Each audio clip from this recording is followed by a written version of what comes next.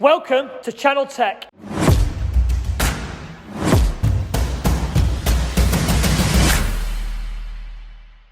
Welcome to the channel. This is the introduction and a walk around and the ins and out of my personal build for the past X amount of years, the Twin Engine Corsa.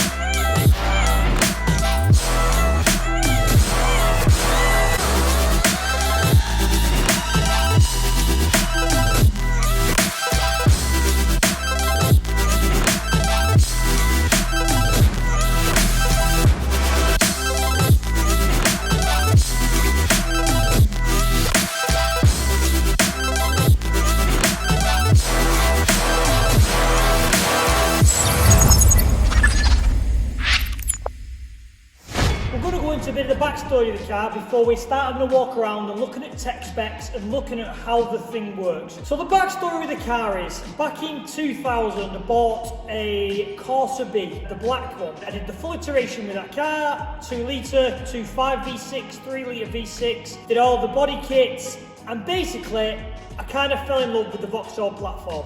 This was always going to be the easy one. I'd been doing engine conversions in Vauxhalls for a long while. I'd done obviously the black Corsa and I'd done many customers' cars to help fund this kind of build. In 2000s, the twin engine cars were coming out. There was the Renault 5, the Escort pickup truck, and there was the Golf, and then the Nova. Then I thought, I enjoy building cars massively. I wanted to jump into a giant build, basically get my skills to a level where I'm happy with. Nothing bigger than the twin engine car.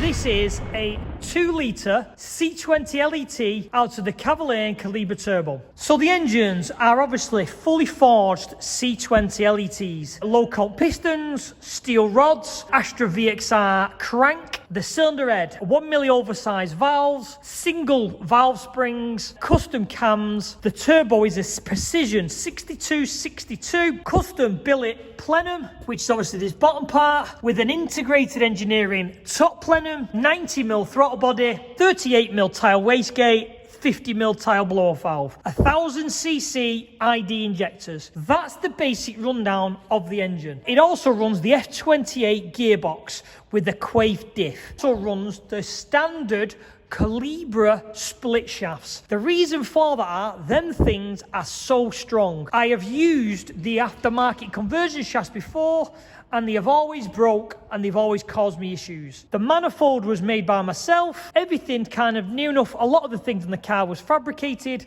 So people will ask, the questions are, what are these tanks?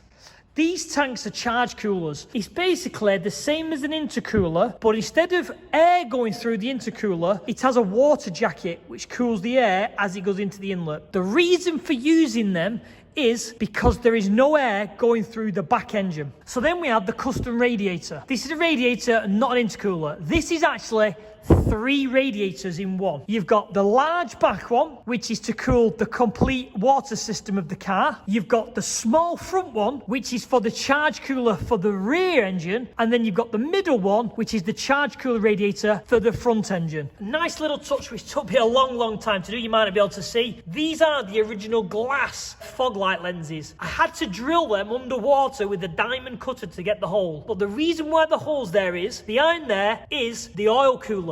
And then on the other side is the air filter because the turbo sits around this area. We've put a hole through the chassis leg, and this feeds cold air direct to the air filter. I wanted a high-powered car, and to get a high power, it was always going to be expensive, even today. To make 1,000 horsepower, it's a little bit easier today, but it's still very, very expensive. There was an event called 10 of the Best. It was front-wheel drive class, a rear-wheel drive class, and an all-wheel drive class. What would happen was, they would send the front-wheel drive class out, then the rear-wheel drive, and then the all-wheel drive. My idea was, I wanted a high-powered car, which technically I could enter all the classes, so I didn't have to sit around and wait. Couldn't afford a Japanese performance car, I couldn't afford something like an Escort Cosworth, so that's why I jumped into the Vauxhall Corsa B, which I knew the platform from because of the black V6. So that's why this car came about.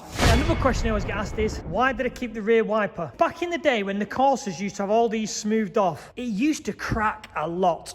And with the heat generated from the engine just in front of it, I didn't want the bodywork to have a big crack in it with a hole where that were plugged in. So I just kept it on. So then we've got the Perspex window. Now the window, I took the idea from the Metro 6R4 and the RS200. It had these opening slats on their builds. So basically I could get rid of all the hot air as it's driving along. This tiny adjustable spoiler. This is actually an aftermarket spoiler.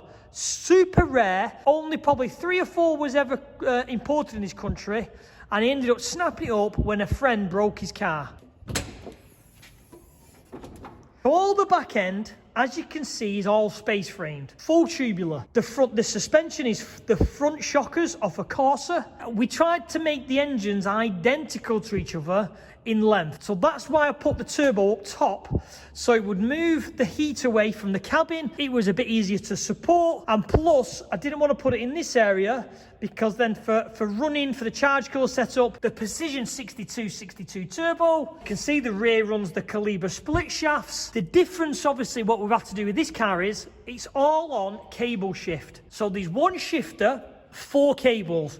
The car does run 2 gearboxes, so in theory this area is not attached to the front engine. The only things that attach them are throttle cable, clutch pedal. They're the only things that attach these 2 engines together. Hence, being able to disconnect one and being able to run each engine individual. 600 horsepower on the front wheel drive, 600 horsepower rear wheel drive, or I can run the full 1200 horsepower all-wheel drive. It's grown into different levels through different turbo setups, different power levels, and it has taken me around 10 years to build this car, if not longer. When I started this car, in 2001, I paid someone to change my brake pads, and I think I started this build, in 2006. So all through this build, I grown my skills, went to night school, learnt how to build this, my dream, as I went on. Because at the time, I was a full-time window cleaner. I'd had no motorsport background, no engineering background, no nothing. So over the process of building this car, I grew my skills so I could get this job done. Some of the little touches in here, fuel tank which runs through the window down into the fuel tank which is just behind the driver's seat. The ECU sits here. Everything in here has just been framed to sit it in the right place, to tilt the engine a little bit more forward to help with weight distribution. The car weighs 1,250 kilograms. That there is a stack pit lane Bluetooth receiver. So basically you can sit at the pit lane and it will send the information that the clocks are seeing to the pit lane to show if someone wants to watch it if you're doing it for professional racing. It was a nice touch to add, somewhere nice to hide it. We've got the 2 air vents. The top one feeds the intake, the bottom one feeds the oil cooler, which is around this area, which a lot of people will not pick up on, is the wing mirrors. These are standard Corsa B wing mirrors with 2 inches taken out, shortened, just to give it that little different look, slim look. The Moretti twin headlights, the GSI bumper, and the GSI skirts. This is a genuine GSI shell with a sunroof. Everyone always picks up on no jacking covers. And the ironic thing is, I've got 2 brand new sets in a box at home, but I never put them on because I don't want to lose them. Everything's custom, nothing's really off the shelf. So the pedal box, 2 throttle cables, which I think you can just see coming out the back there and there. 1 pedal. So they make, obviously, both engines rev off the 1 pedal. That there is 2 master cylinders on the clutch pedal, which is why I can engage both clutches at the same time. 2 stack dashes, 2 air fuel ratio gauges. We also have 2 fuel pressure gauges. Because the fuel tank has no sender in to let me know how much fuel's in there, I can see when fuel pressure's dropping a little bit, and I can know when I've got to put fuel in. Let's get into the big question of how the gears work and how it all disengages and how I can run an individual engine at each time. I'll put everything on now so you can see how it all works. So what we have is custom gear selector, 4 cables. So there's 2 cables per engine. So these 2 do the side to side action, these 2 do the backwards and forwards action. So what you would do is, the black dots represent rear engine. You put them in neutral, you disconnect the 2 black dots because they're all on quick release. So then 2 are off. Now we're just changing gear on the front engine, and vice versa for the rear. So that gives me the option, as I've said, to be able to run individual engines, front wheel drive, rear wheel drive and all wheel drive. This here is the water channel. This is the main water because it is on 1 large water system, this car, obviously with 1 radiator. Comes along here, down this side of the car to the back. Return is on the other side of the car, on the driver's side, but underneath. We're going to put nitrous on so we can help spool it. That's something we're going to look at in the future. Not really to make any more power, but just to assist with spooling. Custom gauge center, which obviously to start it, switch down start, switch down start. Yes, I know the switches are the wrong way around. We haven't had time to fix them, but hey. Little fuse box. This is for the Zytronic. This is full on board data logging, which we're going to start getting into in the future. So basically we can get a bit more competitive on the quarter mile, and we know that what's going on with the car and how it's responding. These are Cavalier Caliber Turbo 5-stud 16-inch wheels. I run 256mm discs with Wilwood 4 pots all round. So all the full car is on 4 pots all the way around. Is the car on just 1 exhaust system? Because obviously you can see the pipe and the exhaust. No, it's on 2 separate exhaust systems. The rear engine comes out, down, along and out this side to the floor, but you can't see the tailpipe. And then this one is for the front engine, which goes off to the front. So another question people ask, because when they see the videos, the suspension's very bouncy on a lot of the videos.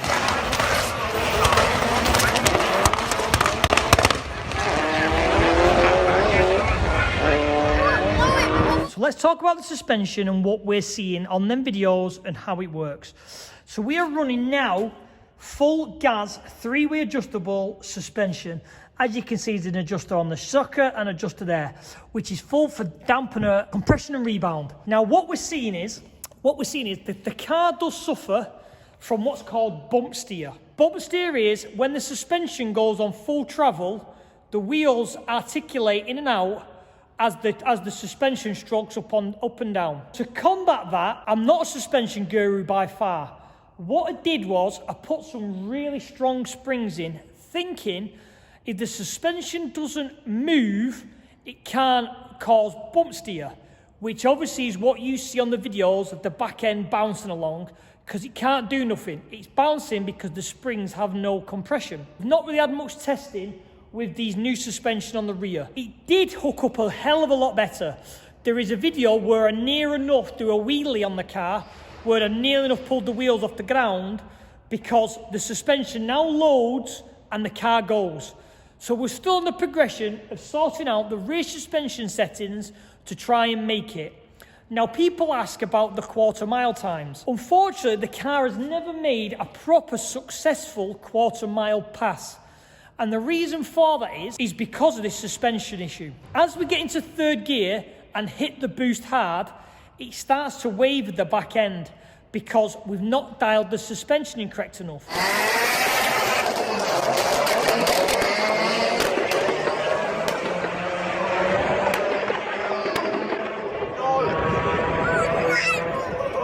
I don't feel confident enough to keep on pushing to see where it ends up. So that's where we're at in the progression and development of the car and it's what you're seeing when you see it bounce.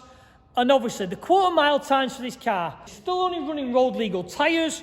We have never tried with slicks. So we've run to the 8th quite consistently.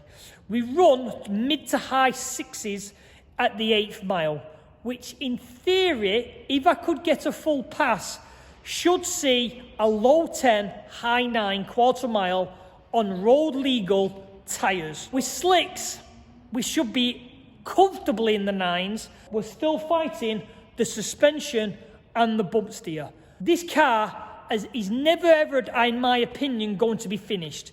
It always needs development, it always needs work, it always needs something doing to it. And that's what I enjoy.